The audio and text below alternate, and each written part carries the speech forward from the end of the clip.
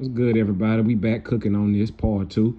But yeah, man, Avery Bradley, man, went on a tantrum. I think it was game 6 of this series. Well, the Knicks almost gave up a 3-0 series lead to these old aging Boston Celtics. Avery Bradley went on a tantrum defensively and was stealing everything, deflecting everything. And, they almost gave up that game because that game was pretty much over with. The Knicks had them beat, I remember the score was like 72, 75 to like 46. And the Boston Celtics, they went on like a 28-2 run or something like that and got back into the ball game, man.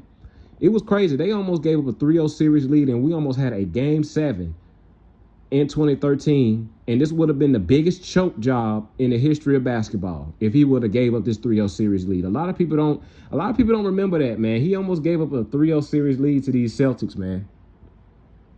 And I think after this, Boston broke up after this. I think Paul Pierce and Kevin Garnett went to the Brooklyn Nets. But in the second round, the Heat were just too good, and Carmelo was quickly kicked out from the postseason. In 2014... No, sir. They played the Indiana Pacers after they beat the Boston Celtics. But nonetheless, man, if Carmelo Anthony was that good of a basketball player, if he was a superstar that everybody proclaimed him to be, he should have beat the Pacers. The Pacers weren't supposed to beat him. Kid retired, and Melo suddenly found himself in a strange situation. He expected to be paired with another superstar surrounded by solid role players in a big market that would adore him and celebrate him as a savior. However, Amari was destroyed with knee injuries, and in just 3 seasons, the Knicks lost all perspective, squandered all their assets, and ruined any future with illogical trades and stupid contracts. New York never made the playoffs in the next 4 years, changing coach after coach until it was finally time to trade Carmelo Anthony away. Melo then joined forces with Russell Westbrook and Paul George in Oklahoma, and it didn't go well. Melo... Of course, because you got a nut job and a low basketball IQ point guard in Russell Westbrook, and you got a beta in Paul George that you're playing with. Because Paul George, he wasn't a leader on the championship team. He wasn't an alpha on the championship team. He's around here, messing around with Roy Hibbert's wife and messing around and messed up any chance that the Pacers had at winning the championship back when LeBron James was in Miami. So he was a beta, insecure, messing around with people's wives. And you got this dude Carmelo Anthony, who was low basketball IQ, up in age around this time, couldn't rebound and couldn't guard his lunch. Averages dropped from 24 points and 3 assists to just 16 points, 1 assist, and some pretty inefficient shooting. But the worst part was that all of his numbers decreased further in the playoffs, and OKC lost in the first round. So his next stop was Houston. Who figured that a 34-year-old Carmelo could change his habits and adjust to playing without the ball and shoot only 3-pointers? That proved to be a gigantic failure. Yeah, because that was never his game. He was an ISO type of player. He couldn't translate to this day's NBA around the time because he was out of shape, old, and slow. So, that time out the NBA, kind of helped rejuvenate his career when he signed with the Portland Trailblazers. But, yeah, Carmelo Anthony was never a catch-and-shoot type of guy anyway. And that's the reason why his game didn't translate into this style of offense that we see today where it's drive and kick.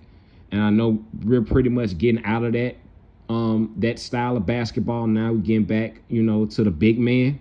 Now, as we see with Jokic and Giannis and things of that nature, now we're getting back to that slowly. But, yeah, his game didn't translate at that time when it was drive and kick and catch and shoot. He just wasn't that guy. Didn't fit into their offense, and at this point of his career, he was an absolute nightmare defensively. After just 10 games, Melo was cut. But that wasn't the worst part. The worst and most insulting thing was that nobody wanted to sign Carmelo for the rest of the season, even though he was a 12-time All-Star who scored over 25,000 points. The entire season passed by, and Carmelo was still teamless. The next season started, and Melo was yet to play pro basketball, until finally, after a few injuries to their roster, the Portland Trailblazers gave him a chance. Against all odds, Melo started playing great after a 1-year absence. Finally swallowing his ego and buying into a team concept, he became a solid role player who shoots threes, moves without the ball, and at least tries to be engaged defensively. Because he had no choice. And there's no disrespect to Carmelo Anthony. I love Carmelo Anthony as a basketball player, but like I said, man, he was too selfish and he was led too much with his ego. He bought into the hype a little too much. He actually thought he was as good as LeBron James and and all these other guys, man. Like, come on, bro. Then after 2 years in Portland, he signed with the Lakers and joined his longtime friend LeBron James. It was with the Lakers, at the age of 37, that Melo had the most efficient shooting percentages of his career, which showed us he was still an offensive genius and that he was quite inefficient when he was in his prime. So, what's the legacy of Carmelo's career? Melo was arguably the best isolation scorer in the NBA in his prime. Kobe even called him the toughest player he ever had to guard. He had a quick first step for a player of his height, perfect footwork, deceptive athleticism, soft shooting, and a determination to score that made him a walking bucket. He averaged 25 points per game with the Nuggets in the slowest era of NBA basketball, when teams didn't shoot any threes and would rarely get past 100 points, so his 25 points were worth more than they are worth today. The problem is that the Nuggets, just like the Knicks, didn't assemble very good teams around him. Over the years, Melo has always had solid teammates, but he never actually had an 8-man rotation to contend for the title. But another big reason for... Yeah, because he was too damn money hungry. You know, and also because, you know, he was trying to keep up with that, with Lala, trying to keep up her C-list, B-level acting career. And there's no disrespect, but I'm just being for real. She wasn't a good actor, and she, you know, she was a little too overhyped, in my opinion, anyway. She was just eye candy. Melo winning only 3 playoff series in his career was Melo himself. He was too stubborn, always fighting with the coaches, too selfish to change his offensive diet and play the power forward position, and too lazy to stay engaged on defense. Every coach's ideal is when your best player is also your leader. But since Carmelo only played hard on one side of the ball, he made it plain he couldn't lead the Nuggets, even though he said he wanted to. Coaching him meant working around his defense and compensating for his attitude. George Karl said in his book, after coaching Carmelo for 6 years, in our book, the biggest what if of his career is what if he was drafted 2nd overall by the Pistons instead of Darko. Detroit won the 2000... We'll be looking at him in a different light. He'll be a 2-3-time champion he'll be a 2, maybe 3-time champion if he got drafted to the Detroit Pistons. No doubt about it. Title with Milicic playing garbage time minutes. Then they went to another finals and 3 more conference finals.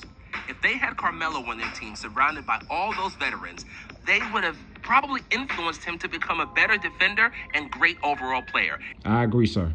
And his scoring would probably propel the Pistons to at least 1 or 2 more championships. The basketball world would probably look differently at Carmelo if he had won 3 NBA titles next to his NCAA championship and 3 Olympic gold medals. Absolutely. But this never happened, and his game and legacy ended up to be extremely similar to Bernard King and Tracy McGrady. Phenomenal scorers who never had success in the playoffs. To some, he was a rival. All right, that's it on this video. This is another video. Yeah. That's it, man, on this video, man. Yeah, in my opinion, like I said, man, Carmelo Anthony was never a superstar caliber player, man. He was a great scorer, like the brother said, great first step, but he didn't have the coaching, the discipline, the awareness, and enough accountability to understand that he had to alter his personality. He had to make some sacrifices as far as his money goes, as far as like how much he was able to get from a team or basically what he was getting offered, instead of him trying to take less to build a team around him that could make him successful to win championships. His mind wasn't on that. As we can see, he was with AI and J.R. Smith and almost cost him his life, partying, clubbing, and drinking and doing all this other nonsense.